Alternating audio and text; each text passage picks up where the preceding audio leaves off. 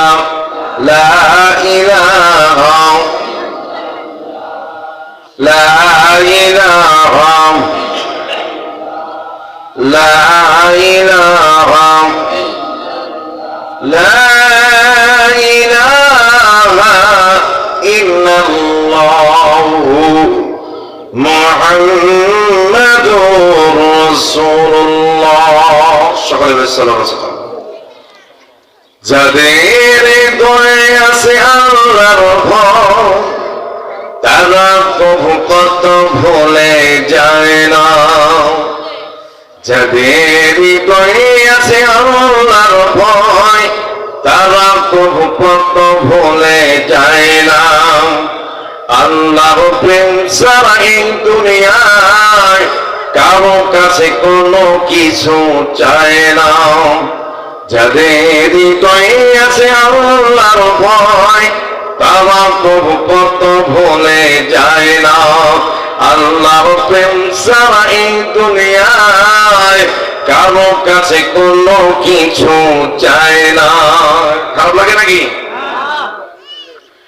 রাতে আধারে যারা সেজদাতে রয় দু চোখের স্রোতে নদী যার বয়। রাতে আধারে যারা সেজদাতে রয় দু চোখের স্রোতে নদী যার বয়। সরলার হাত সানি যত আসো সরলার হাত সানি যত আসো পিছন ফিরেও তাকায় না। পিছন ফিরেও তাকায় না। যাদের হৃদয়ে আছে আল্লাহর ভয় তারা কবু কত ভুলে যায় না। আল্লাহর প্রেম ছাড়া এই দুনিয়ায় কারো কাছে কোনো কিছু চায় না। দিন কায়েমের পথে যারা অবিচল তারা হলো আল্লাহর প্রিয়জন। দিন কায়েমের পথে যারা অবিচল তারা হলো আল্লাহর প্রিয়জন। বাতিলের কাছে যারা হার মানে না সংগ্রাম করে যায় আমরণ। বাতিলের কাছে যারা হার মানে না সংগ্রাম করে যায় আমরণ।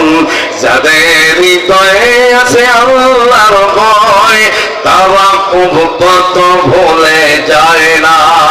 আল্লাহর প্রেম ছাড়া এই দুনিয়ায় কারো কাছে কোনো কিছু চায় না। হেরার আলোতে যার হৃদয় রঙিন, ঠিক না বেটি? হেরার আলোতে যার হৃদয় রঙিন হাতে আল কোরআনের নিত্য সঙ্গী, ঠিক না বেটি? হেরার আলোতে যার হৃদয় রঙিন হাতে আল কোরআনের নিত্য সঙ্গী। সত্যের পথে যারা নিবেদিত প্রাণ সত্যের পথে যারা নিবেদিত প্রাণ শত্রু কি কভু ভয় পায় না। যাদের হৃদয়ে আছে আল্লাহর ভয় তারা কভু কত ভুলে যায় না। আল্লাহর প্রেম ছাড়া এই দুনিয়ায় কারো কাছে কোনো কিছু চায় না। কষ্ট দিলাম নাকি?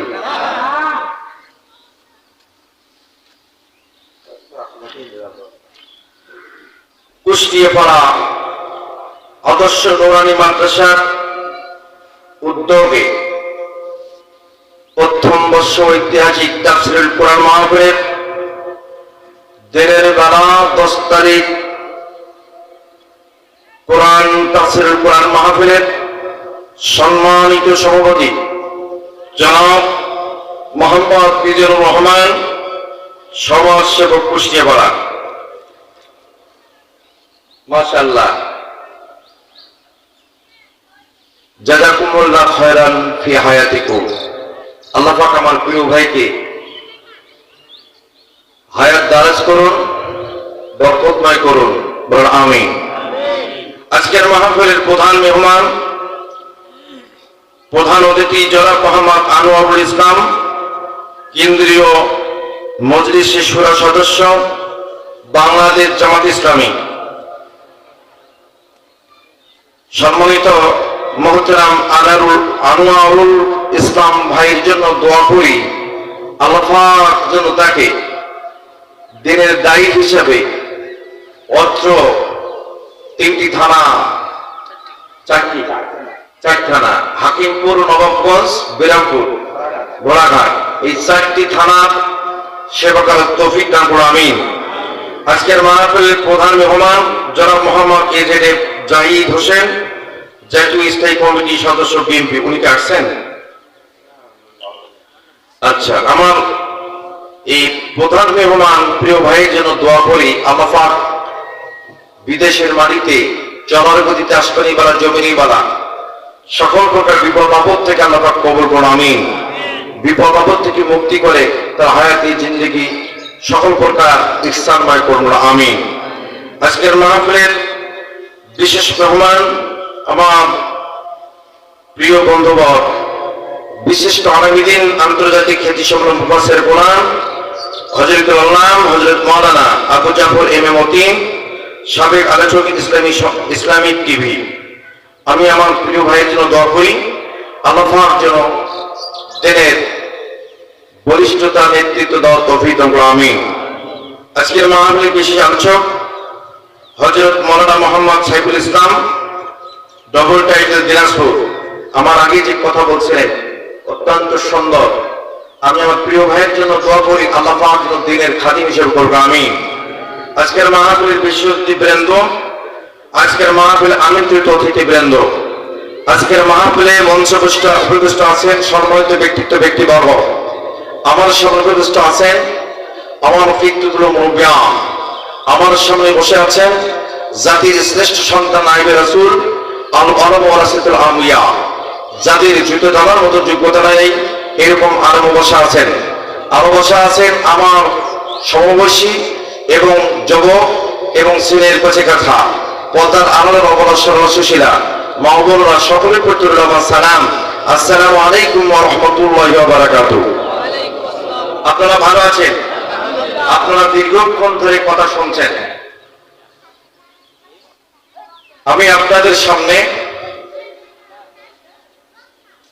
আল্লাহ পাক কবুল করেছেন বিধায় আপনার সামনে এসে কথা বলার সুযোগ পেয়েছি, এই জন্য নিজেকে ধন্য মনে করি। আমি আপনাদের কাছে দোয়ার কাঙ্গাল, আল্লাহর কাছে রহমতের কাঙ্গাল।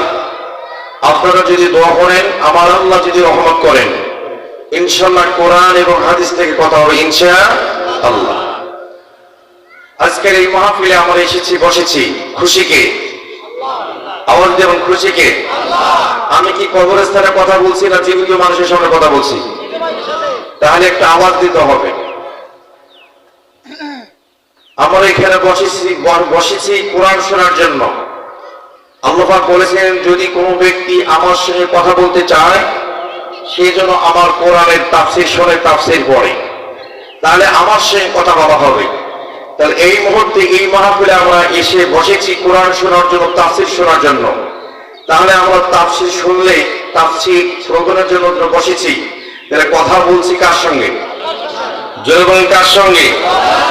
সবকিছু শোনার মালিক কে? না শোনার মালিক কে? সবকিছু দেখার মালিক কে?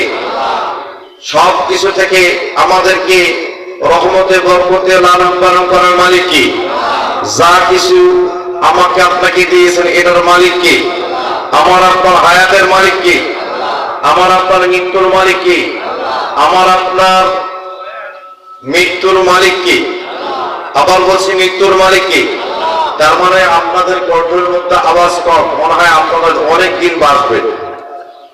এই মাহফিল থেকে বাড়ি যাবেন এর কোন গ্যারান্টি কেউ দিতে পারবেন? একটা লোক হাত তুলে দেখা পারবেন না কেউ। তাহলে বলতেছি যে আমার আপনার মৃত্যুর মালিককে আপনারা আওয়াজ শোনো কেন? আমার আপনার হায়াতের মালিক, মৃত্যুর মালিক, রিজিকের মালিক, আমার আপনার সব কিছুর মালিক। তাহলে সব কিছুর মালিক যদি হয়ে থাকে তাহলে হুকুম চলবে কার? আওয়াজ দিয়ে হুকুম চলবে কার? আল্লাহর হুকুম চলে? যখন চলে চলে না। হুকুম চলবে কার? চলে কার? মূলত চলবে কার?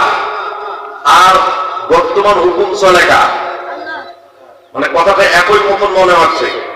আমি বলছি হুকুম চলার কথা কার? চলছে কার? মানুষের।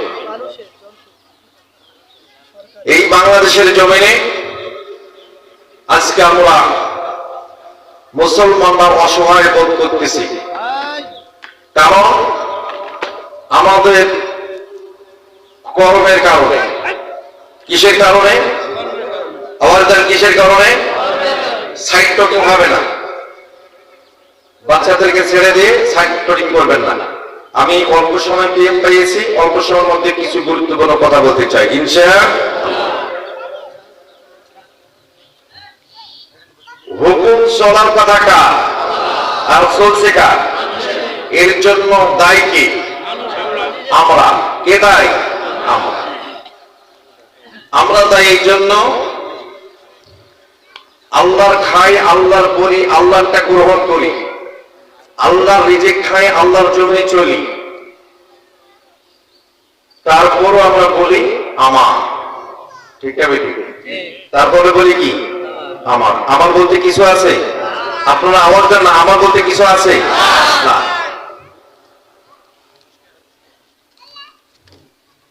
প্রিয় বন্ধু আমার, খেয়াল করুন, টেকনাফ থেকে তেঁতুলিয়া, রূপসা থেকে পাথুরিয়া, সুন্দরবন থেকে বান্দরবান, এই বাংলার জমিনে ইসলাম প্রতিষ্ঠিত হওয়ার কথা হয়েছে? কথা বলেন, হয়েছে? কেন হয় নাই? এর দায়ী কে? আমরা। এর দায়ী কে?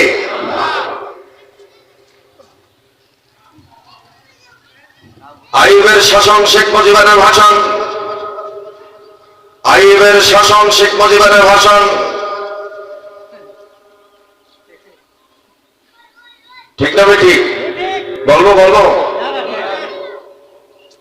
আইয়ুবের শাসন, শেখ মুজিবের ভাষণ, জিয়া থেকে এরশাদ, এরশাদ থেকে হাসিনা, হাসিনা থেকে খালেদা, মনিউদ্দিন, ফখরুদ্দিন, সব ঘোরার দিন দেখা শেষ। কথা বলেন ঠিক কিনা? ঠিক কিনা?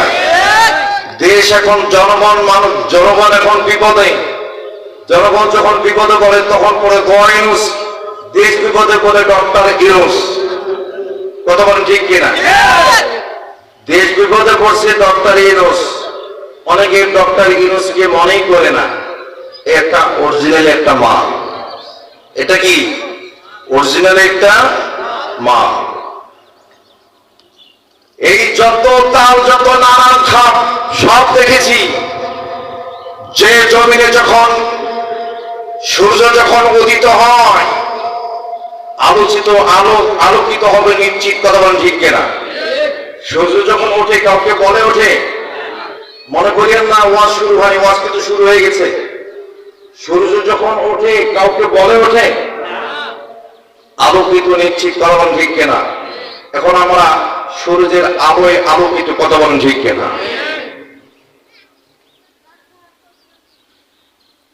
এই আলো আমরা গ্রহণ করেছি।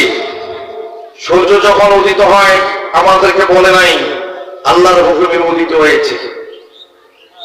সেই বাংলাদেশের জমিনে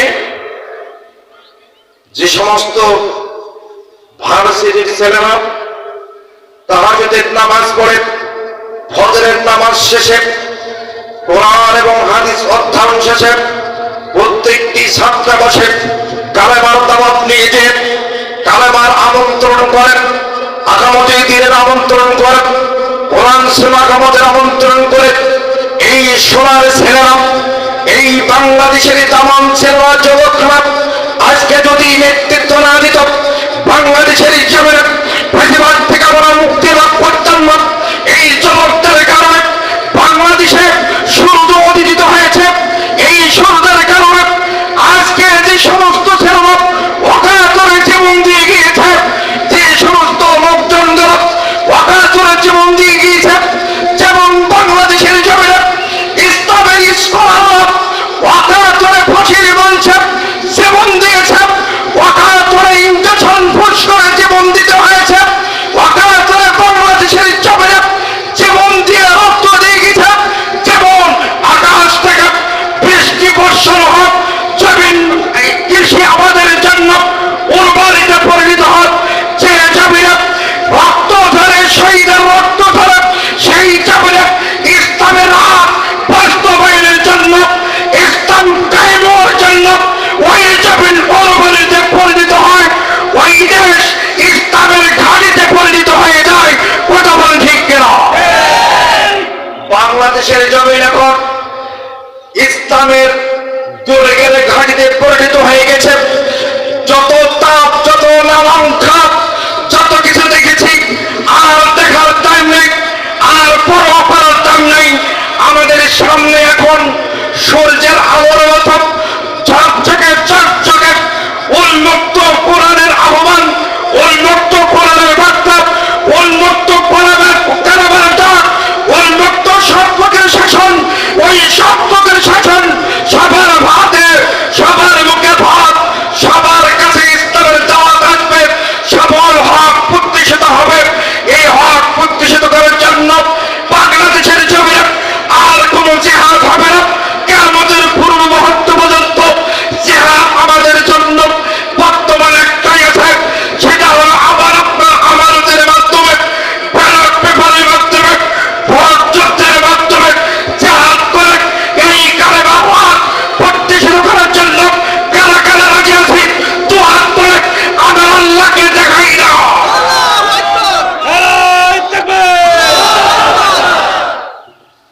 কষ্ট হয় আপনাদের? বন্ধু আমার, খেয়াল করুন, এই ইসলাম প্রতিষ্ঠিত হয়েছে সাহাবাগণদের রক্তের বিনিময়ে। কোরআন প্রতিষ্ঠিত হয়েছে আমার আপনার মালের বিনিময়ে। আবু বকর ও ওসমান আলী অনেক সাহাবাগণ তাদের অর্থ সম্পদ, মাল সম্পদ বিলিয়ে দিয়ে ইসলাম বাস্তবায়নের জন্য আমার আপনার চোখে আঙ্গুল দিয়ে দেখাই দিয়ে গিয়েছে। সেই পথ যদি আমার আপনার অবলম্বন করি, অবশ্যই ইসলামের কালেমার পতাকা পথ পথ পথ পথ করে উড়বে, এটা আমরা বিশ্বাস করি। কথা বলেন ঠিক কিনা? এই জন্য আমি আপনাদের সামনে দুইটি আয়াত তেলাওয়াত করেছি। আলোচনা করতে গিয়ে আরো আলোচনা হবে, আরো আয়াত আসবে ইনশাআল্লাহ।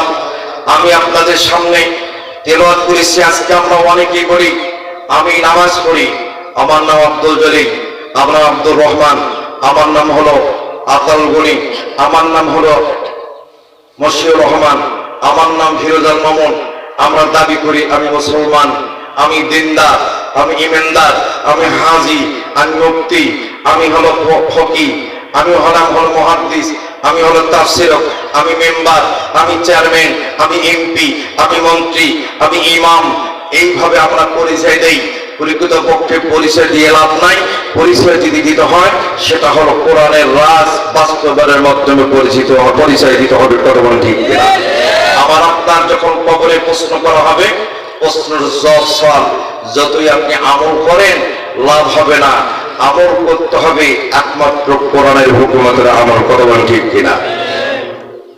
বন্ধুরা খেয়াল করুন, আমার বললেন أحسب الناس أن يتركوا أن يقولوا آمنا وهم لا يفتنون। আপনাদের কি কষ্ট হয়? অনেকে গার্লফ্রেন্ড ছাড়ি দিছে। খেয়াল করেন, আমার কথা কি আপনারা বোঝেন? বুঝতে পারেন আপনারা? খেয়াল করেন, এখানে আল্লাহ পাক বললেন, হে লোকেরা তোমরা কি মনে করেছো? হাসিবান নাস আইয়াতরকু, হে লোকেরা তোমরা কি মনে করেছো? আইয়াতরকু, আমি কি তোমাদেরকে ছেড়ে দেবো? আইয়াকুলু আমান্না, তোমরা শুধু মুখে বলবে আমি ঈমানদার, আমি একজন আলেম, আমি একজন হাফেজ, আমি একজন মুহাদ্দিস, আমি একজন ফকিহ, আমি একজন হলো আলেমে দ্বীন, আমি হাজী, আমি নামাজি, পরহেজগার, মুখে বলে কোনো লাভ হবে? কথা বলেন। আমার আল্লাহ পাক বললেন আইয়া কুরু আমান্না, তোমরা মুখে বলে ইমানদার দাবি করবা আর ওহুম লা ইফতারুন, আমি তোমাদেরকে পরীক্ষা করব না, আমি অবশ্যই তোমাদেরকে পরীক্ষা করব। বাংলার জমিনে নয়, সারা পৃথিবীর জমিনে তোমাদেরকে পরীক্ষা করব। জোরে বলেন আল্লাহ বল। আল্লাহ পরীক্ষা কেমন করবেন? যেমনটা আমার নবীকে করেছেন। আদম থেকে পর্যায়ক্রমে আমার নবী পর্যন্ত পরীক্ষা করেছেন। এই দুনিয়ার জমিনে পর্যায়ক্রমে আমরা মানুষ স্থান পরিবর্তন করতেছি।